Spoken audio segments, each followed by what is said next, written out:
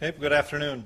We just finished practice up this morning before our guys start classes this afternoon, so we get another early morning meetings and workout in.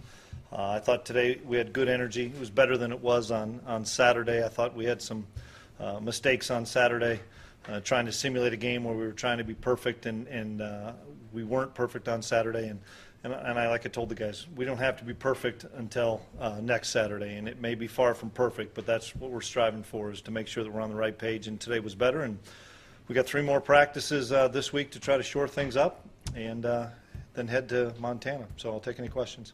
You talked last week about maybe seeing some tired legs out there, seeing that you were 28, 29 for so many practices in. You still seeing that? How are you guys guarding against that? What's this week look like for you guys to try and be fresh for Saturday? Well, we were full pads today, and then we'll take pads off Tuesday, Wednesday, Thursday. I talked to some of the guys, and they go on Saturday, limited amount of reps, and then having all Sunday off. And today we're out there an hour and a half. We won't be out there any more than an hour and 15 minutes the next 3 days. And talking to Coach Kleiman, this is the same thing we've done for 9 years. And so the guys are going to have tired legs at the end of camp, and we'll get their legs back by midweek, and they'll be fresh and ready to go on Saturday for sure. How difficult has it been to prep for Montana, not knowing really what kind of offense they're going to throw at you on Saturday? Well, it's been difficult. We've been prepping for what we believe or think, but we also know that they're going to throw us a lot of curveballs, and we've got to be able to prepare. I think the one thing that helps us is going against our offense, the multitude of formations and sets that we run will prepare our defense. But we're looking at last year's film of Coach Sitt's previous school and looking at many of those formations and plays, and then we'll have to adjust on Saturday. That's the main thing, is who can adjust better on Saturday, because they're going to do a lot of different things. We're going to do some different things, and in the first game you really don't know. It doesn't matter if it's previous staff or not. So we just got to do a great job of adjusting. Do you bring the same offensive staff, I don't know that for sure. I think the coordinator, correct. The defensive coordinator is still a guy from Montana, but I think he brought his DC as well. So I'm sure they'll integrate some of the things they were doing defensively. What is the status for CJ on Saturday? We'll find out on Saturday. He had pads on today, which was good. Went through a number of drills, and if there's any doubt, I'll hold him. But the young man wants to keep progressing this week and see how he can do, and we'll do that for him. What's your confidence level of the secondary if CJ can't play in that game? Well, they're a bunch of new guys. Jordan Champion's got to play exceptionally well. Trey Dempsey's played a lot of snaps for us, and we're going to be under a lot of fire. You got to find out on Saturday. We got some new linebackers, got some new D linemen, but hey, it's both sides of the ball. They've got new guys too, and it's what you don't know that first game. And we'll see what we can do, but we've got to keep things in front of us and make good open field tackles. And what we say on defense is keep the cup and try to eliminate big plays. Coach, how's the build-up and the hype for this game being on ESPN compare with some of the FBS games you guys have played over the years? Well, we're not trying to change anything. We've got a routine that we've done for the last few years, simply because we've played on the last Saturday of August the last 2 years, and that's kind of the footprint that I'm going off of. The fact that we're going on the road to a great program, a program that I've got a ton of respect for, in a very hostile environment. I told the guys it's going to be probably louder than Iowa State and louder than Kansas State. It's just not going to be as many people, but they're going to be right on top of us, and they've got great fans. And so we're not changing our preparation from what we've done. Is your focus primarily on the defense this week? Is the offense kind of in its routine with Carson, with the returners that you guys have there? Is your focus primarily on the defense and making sure you're ready there? I'm still going to split time, both sides of the ball, and see what I can see from our offensive standpoint of things that I think we can maybe shore up, and just give Tim and Randy and the staff just kind of some input. I mean, it's their show. It's the same thing with Matt and the defensive staff. I'm not going to micromanage them. It's their show. I'm just trying to see things that I, from afar, can see and say, can we fix this? Do we have an answer or a solution? Either side of the ball. But I've got great confidence in our coaches. They've got really good plans, and they've spent a lot of quality time on this throughout the summer and all through fall camp. What's the message going to be to the defense right before the game as you guys, I mean, you're playing what should be a high-powered offense. What will the message be to what you call a young defense? Do your job, period. Do your job. Don't do somebody else's job. You've got a job to do, and I don't care if you're the 3 technique or the backside safety. You can't do the corner's job or the defensive end's job. Just do your job and make the plays that you're supposed to make, and we'll be fine. Have you coached in a game out there before, Chris? I have not. Chris, last time NDSU was there, it was quote-unquote a signature win, and I think there have been several over the years. What would be your definition of a signature win for this program? All wins are signature wins for me. I mean, that's one thing in this profession, I think, and especially at NDSU, I try to make sure our coaches and our players don't take any wins for granted. Wins are hard to get in college football, and I know we've had 58 of them in the last 4 years, but wins are really difficult to get in college ball. So every win we get is a signature win. And so for me, it's just follow the process this week to give ourselves the best chance mentally and physically to have success on Saturday. So status of your kicking game going into Saturday, how confident are you with that? We'll kick Ben. We'll use him on PAT field goals, and we'll kick him off as well. And he'll punt. He'll do everything. We're going to take Cam Peterson. We're going to take Tom Barneson. I worry about the wear and tear for him, and the likelihood of us having 10 kickoffs and 10 punts isn't very good.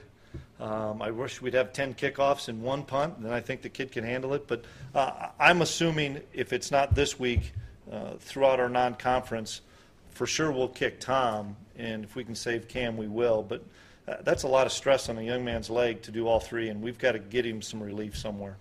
Who's holding, Chris? Cole Davis will hold, and he's doing a really nice job, and he's been holding since the first day of fall camp when Ben was kicking.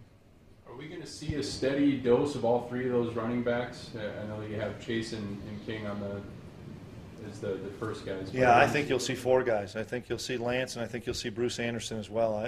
We're going to run 4 guys out there, and we've got some packages where there's a couple of those guys on the field, and all 4 have progressed. Obviously, the young guys maybe will be a little bit limited on what they do game plan wise, but like we talked about all the way back from spring to early fall camp, it's going to be by committee, and there's going to be 4 guys, and Darius Anderson's had an exceptional camp as well, and there's a spot for Darius as well. He's going to probably get some touches. I like what he's done as well. So Bruce's red shirt's off as well. Why him? Why his red shirt? Does some special things with the football in his hands at 6 foot and 205 pounds, and gets the game. He can run the jet sweep. He can catch the ball out of the backfield. It was interesting. He wasn't an I formation tailback in Florida. He took a lot of things from a wing back and kept some sweeps and stuff. But he's a guy that I think is a difference maker. Whether or not he'll be a difference maker for us early in the season, we'll find out. But he's a guy that I think we've got to give an opportunity to see what he can do. Special teams too. You bet. You want a guy to separate themselves from that pack, or are you okay with going 3 or 4 guys the whole season? I think you'd like to have a guy separate himself, but I don't see that happening anytime soon. We probably go through the non-conference season and kind of see where we're at. I see Bruce is listed as one of your kick returns. Is he going to be out there for the opening kickoff? We're going to put Perk out there to start punt and kick return. Perk will be the guy that goes back. Darius Shepard would probably be the next guy on punt, and then Bruce would be the next guy on kickoff. Coach, what did Easton do during camp to warrant being the backup? Well, for starters, I think all 3 guys we could win with. Obviously, we can win with number 11. We've proven that, and he has proven that. I've been very impressed with Cole and with Easton to the fact that if something happened, I think either guy could not get us out of a game but could win a football game for us. I just think Easton probably had a more consistent camp from start to finish. There wasn't one particular day or one particular thing. He's a little more athletic, I think, than Cole on some of our quarterback run stuff. But I don't want to take anything away from Cole because we can win with Cole as well. It's just as we finished up and talked on Sunday, Easton was a little bit ahead. Is there a different feeling around the team now that it's actually here, it's actually game week? Yeah, I think so. That and fall camp is over with, and shoot, it was an October day out there at practice. It was a crisp fall day and 30-mile-an-hour winds, and No, the guys had great energy today, and that's what I was looking for.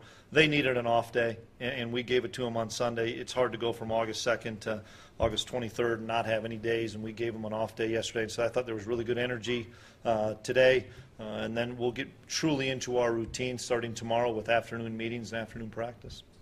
Talk about the progress that Coach Enns has made. I'm sure it's not easy to be a DC for the former DC of the same program, but how he's really grown into it this second year and continues to command that defense and take ownership of it. Yeah, well, I think if you'd ask Coach Enns, it's not easier, but he's so much more comfortable this year. All our new coaches are so much more comfortable because they've been through it. They've been through the process. They understand what the expectations are, and they're high here on defense, and we know that. Our kids know that, and that's the thing that's, even though we're young, our kids have seen, our players have seen what's expected on defense, what the standard is, and I think Matt's done a great job of A, keeping the guys grounded, but B, keeping them hungry, because we're going to have to make a big stop on Saturday for us to win the game.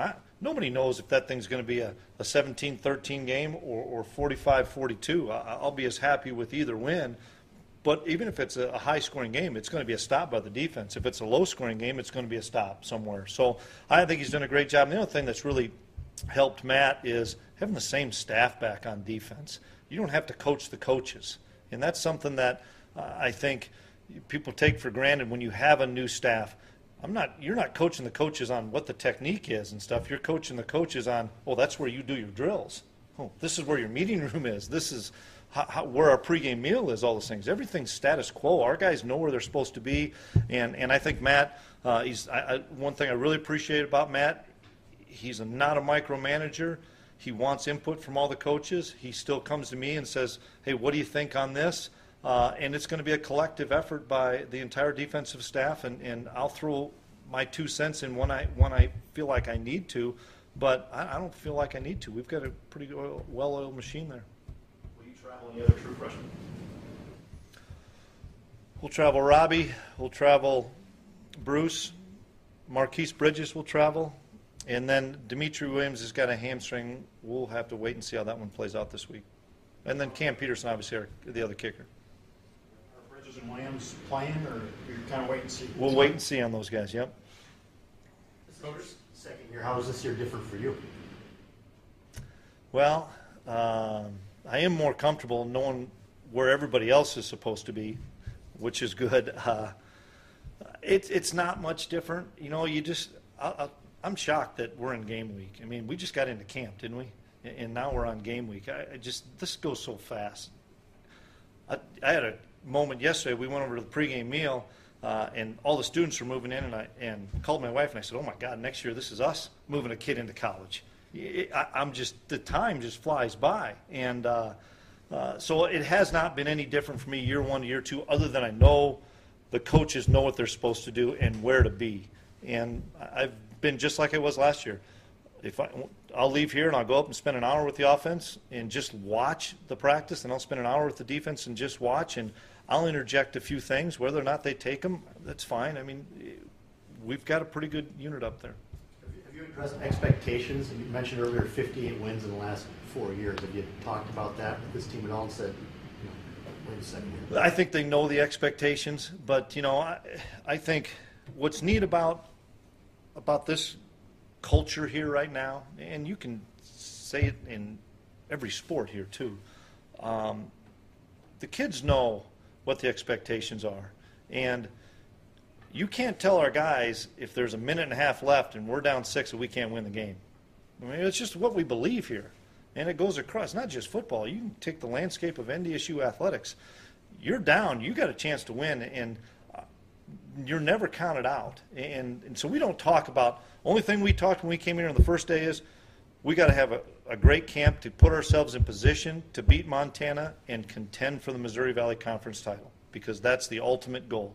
If we don't win this first game, will it derail us? Absolutely not. Obviously, we'd like to win it for all the reasons of signature wins to playoff scenarios, to getting yourself on the right foot, all those things. But we've got a big goal here, and that's to try to win the Missouri Valley. You talked about starting so early. Have you thought much about the fact that it's going to be the only game and it's going to be on ESPN and all that hype that goes around with it too?